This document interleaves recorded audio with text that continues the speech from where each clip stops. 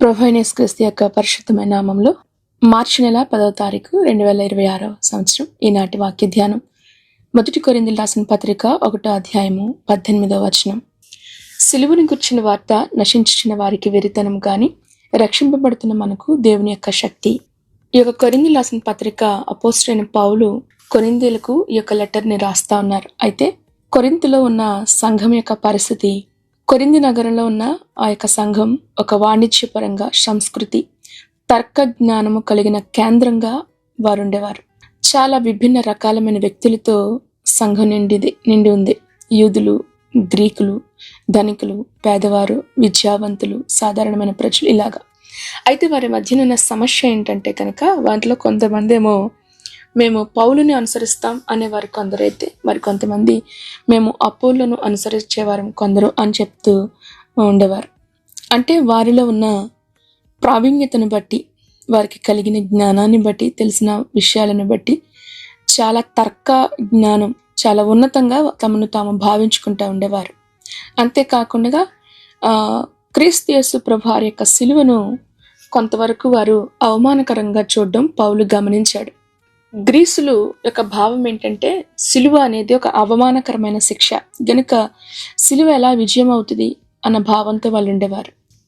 గనుక అపోస్తలుడైన పౌలు ఈ విభజనను తొలగించడానికి లేదా సరిచేయటానికి ఈ యొక్క వాక్యాన్ని అక్కడ చెప్పినట్లుగా చూస్తాం.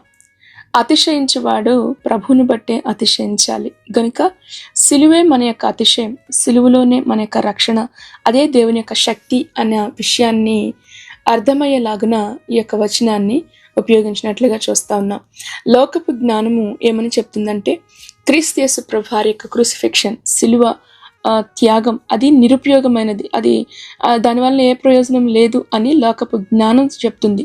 అయితే రక్షించబడుతున్న వారు మనకు దేవుని యొక్క మహాశక్తి మన యొక్క పాపాన్ని తీసివేసింది, మన యొక్క రక్షణకు కారణమైంది, శత్రువు పైన మనకు విజయాన్ని ఇచ్చింది క్రీస్తు యేసు ప్రభువారి యొక్క సిలువ అని రక్షించబడుతున్న మనకి తెలుసు.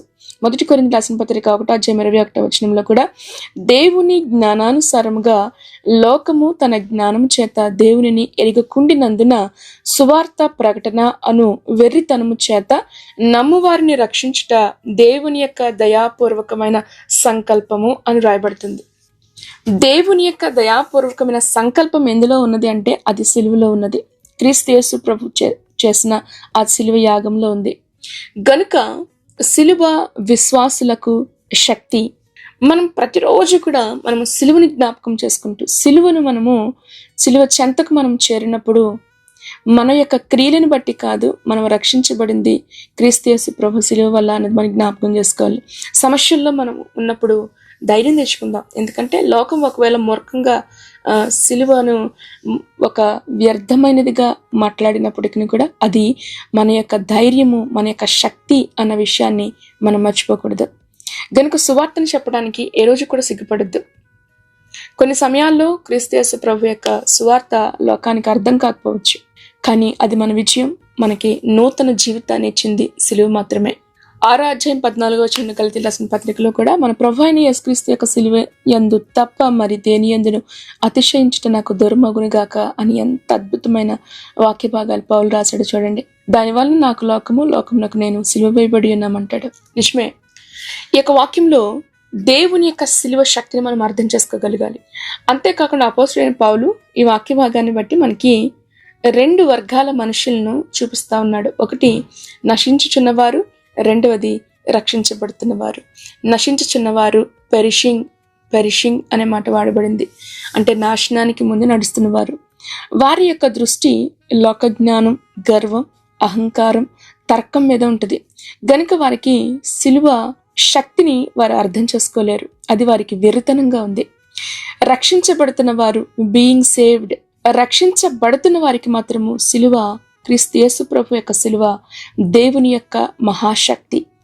సిలువలోనే పాపక్షమాపణ, సిలువలోనే విమోచన, మన శత్రువు పైన విజయం, మనం నూతన జీవాన్ని పొందుకున్న స్థలం సిలువ. కనుక క్రీస్తు యేసు ప్రభు సిలువ ద్వారానే క్రీస్తు శత్రువుని జయించాడు సిలువ దగ్గర కదా. కనుక సిలువలో దాగి ఉన్న శక్తిని మనం అర్థం చేసుకుందాం. అది పాపాన్ని క్షమించే శక్తి సిలువకుంది. సాతాను మీద విజయాన్ని పొందిన స్థలము సిలువే. హెబ్రీయులకు రాసిన పత్రిక 2:14 మరణము యొక్క బలము గలవానిని అనగా అపవాదిని మరణం ద్వారా నశింపజేయుటకును. చూసారా, మరణం యొక్క బలము గలవాడైన అపవాదిని దేని చేత ప్రభు విజయమును పొందాడు తెలుసా? దేని చేత తన యొక్క తలను చితకగొట్టాడో తెలుసా? సిలువ మరణము ద్వారా. సిలువలో గొప్ప విజయం ఉంది. అవును, పాపమునకు బానిసలమైన మనం, మరణమునకు లోనైన మన జీవితాల్ని విడిపించింది క్రీస్తు యేసు ప్రభు చేసిన ఆ సిలువ యాగం. మనసును మార్చే శక్తి సిలువకుంది. అవును, మనలో ఉన్న గర్వాన్ని పగలగొట్టి మనలో వినయాన్ని నింపే శక్తి సిలువలో ఉంది. నూతన జీవం, నూతన వ్యక్తిగా, నూతన సృష్టిగా నిన్ను మార్చింది యేసుక్రీస్తు ప్రభు సిలువ మాత్రమే. క్రీస్తులో ఉన్నవాడు నూతన సృష్టి అని మనకు వాక్యం జ్ఞాపకం చేస్తా ఉంది కదా. క్రీస్తు యేసు ప్రభువే మన యొక్క శక్తి. కనుక ప్రతిరోజు కూడా సిలువని జ్ఞాపకం చేసుకునండి. ఏ రోజున కూడా సిలువను చులకనగా చూడకండి. మన యొక్క రక్షణ మన యొక్క నీతి క్రియలను బట్టి కాదు, క్రీస్తు యేసు ప్రభు సిలువ వల్లనే కలిగిందని జ్ఞాపకం చేసుకుందాం. సమస్యలు వచ్చినప్పుడు, ఇబ్బందులు వచ్చినప్పుడు, భయం, ఆందోళన కలిగినప్పుడు సిలువ వైపు చూడండి. గొప్ప శక్తితో మీరు నింపబడతారు. సిలువలో ప్రభు చేసిన త్యాగాన్ని జ్ఞాపకం చేసుకునండి. బలహీనతలో దేవుడు మిమ్మల్ని బలపరుస్తాడు. పౌలు అంటాడు 6వ గలతీయులకు రాసిన పత్రిక 14 క్రీస్తునందే నేను ఘనపరచబడతాను. అవును, మన యొక్క ఖ్యాతి, మన యొక్క ఘనత సిలువలోనే ఉంది. కనుక సువార్తను చెప్పడానికి సిగ్గుపడద్దు. లోకం నవ్విన అది దేవుని యొక్క మహాశక్తి అని మనం గుర్తిందాం. సిలువ యొద్దనే మన యొక్క పాపం తొలగించబడింది, మన శాపం తొలగించబడింది. మనకి సంపూర్ణమైన రక్షణ మనకి సిలువ యొద్ద మాత్రమే మనకు దొరికింది. కనుక సిలువ ఓడిపోయిన స్థలం కాదు, అది దేవుని యొక్క విజయం జరిగిన స్థలం. అది దేవుడు మనకి విజయాన్ని అనుగ్రహించిన స్థలం అది. కనుక మీ జీవితాలను సిలువ శక్తితో మార్చుకోండి. అద్భుతమైన నూతన సృష్టిగా మార్చబడడానికి ప్రయత్నం చేయండి. సిలువలో వెల్లడించబడిన దేవుని యొక్క జ్ఞానాన్ని అర్థం చేసుకుందాం. సిలువలో దేవుని యొక్క జ్ఞానం వెల్లడించబడింది. దేవుని యొక్క ప్రేమ, దేవుని యొక్క న్యాయమైన తీర్పు, దేవుని యొక్క కృప, ఈ 3 కూడా కనిపించేది సిలువ యొద్ద మాత్రమే.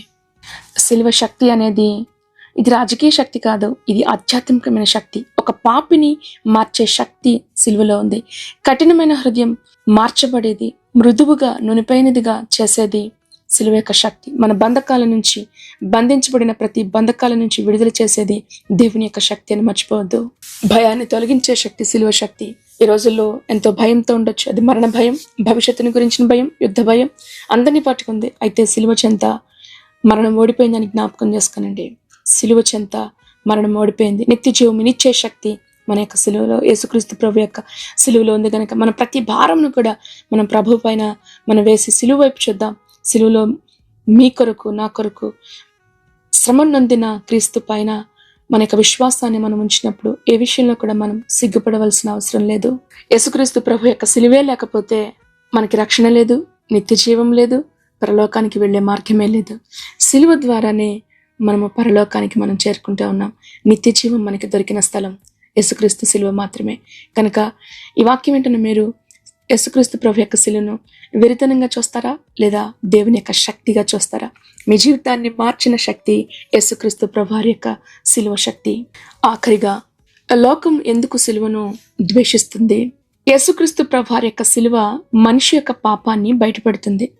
మనిషి యొక్క పాపం, మనిషి యొక్క మూర్ఖత్వం ఎంత భయంకరమైనదో సిలువలో ప్రభు పొందిన ఆ శ్రమను చూసినప్పుడు మనకు అర్థమవుతుంది.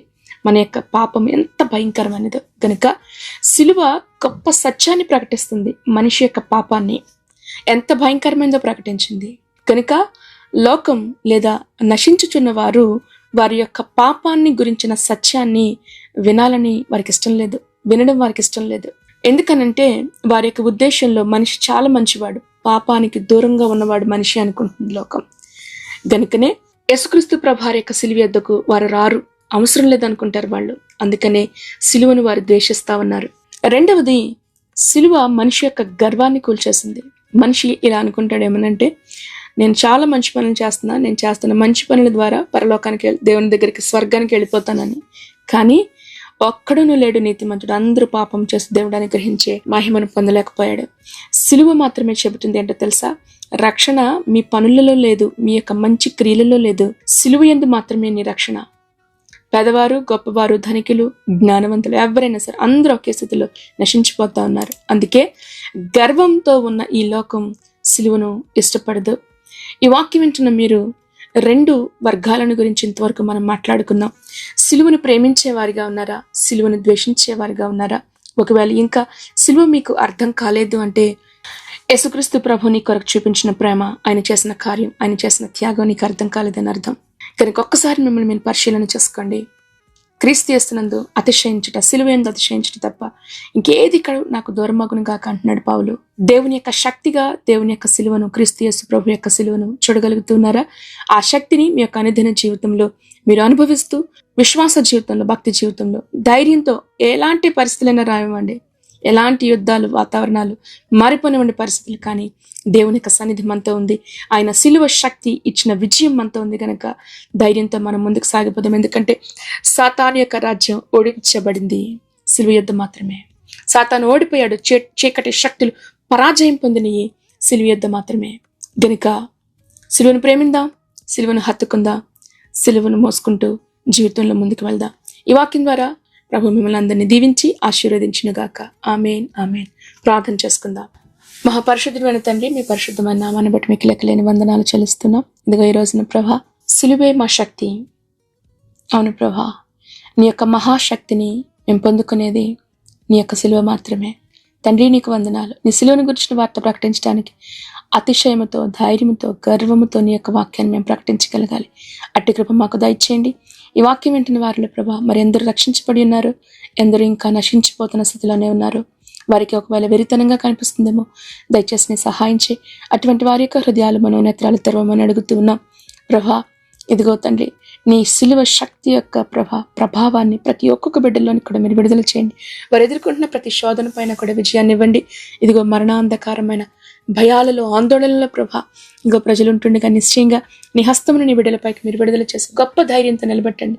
గొప్ప సాక్షులుగా ప్రభా, నీ అందరినీ కూడా మనం మార్చబోతున్నందుకు నీ స్తుతులు చెల్లించుకుంటూ, ప్రపంచం నైనా మరి ఎదుర్కొంటున్న ప్రతి అస్థిరతను బట్టి నీకు వందనాలు నైనా. భూపతులకు అధిపతి అయిన దేవుడవు నీవే, ఆది సంభూతుడిగా లేచిన దేవుడవు నాయన. యుద్ధములను మాన్పువాడు శక్తి నీకుంది. భూపతుల యొక్క హృదయాలను మార్చగలిగిన దేవుడు, వారికి అధిపతి అయిన దేవుడవు గనక మా కాలగతులు నీ వశంలో ఉన్నవని ప్రభా నేను స్తుతిస్తూ, మరొకసారి నేను ఈ వాక్యం వెంటనే ప్రతి ఒక్కొక్క బిడ్డని కూడా మీరు ధైర్యంతో నింపండి, బలపరిచి నడిపించమని. ఎగ్జామ్స్ రాస్తున్న బిడ్డలపైన నీ హస్తము నుంచండి, మంచి విజయాన్ని దయచేయండి ప్రభా. బలహీనతలో ఉన్న వారిని జ్ఞాపకం చేసుకో, మీరు లేవనెత్తండి. అనారోగ్యంతో ఉన్న వారిని జ్ఞాపకం చేసుకునండి, స్వస్థత, విడుదల దయచేయండి. ఈరోజు ఆరంభిస్తున్న ప్రతి కార్యాలలో మీరే తోడే నడిపించండి. బిడ్డలు బయటకు వెళ్తుండగా, వస్తుండగా మీ కాపుదల, భద్రత, సంరక్షణ ఇవ్వండి. కుటుంబాల్లో సమాధానము, నెమ్మదిని, ఐక్యతను మీరు అనుగ్రహించమని ప్రభువైన యేసుక్రీస్తు నామములో ప్రార్థించి వేడుకొంచు ఈ వాక్యం వింటున్న ప్రతి ఒక్కొక్క బిడ్డను ప్రభువైన యేసుక్రీస్తు నామములో దీవించి ఆశీర్వదిస్తున్నాము తండ్రి. ఆమేన్, ఆమేన్. ప్రభువైన యేసుక్రీస్తు కృప మీ అందరికీ తోడేయండి, నడిపించును గాక. ఆమేన్.